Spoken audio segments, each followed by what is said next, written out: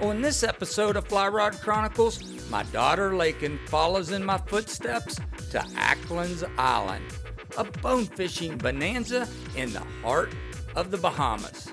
There is bonefish everywhere you turn. There's about 1,000 square miles of flats. The bonefish are great size. You can find them every 5 minutes. I haven't seen better saltwater fly fishing anywhere yet. This isn't like sending your kid to the beach for spring break. This is old school adventure.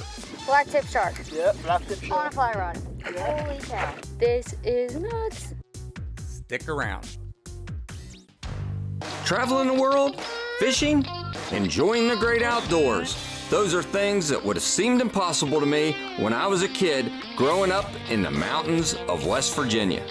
I'm a lucky man, and I never want to forget it, and I'm hoping that sharing my experiences with folks will inspire them to do the same. I'm Curtis Fleming, and these are my Fly Rod Chronicles.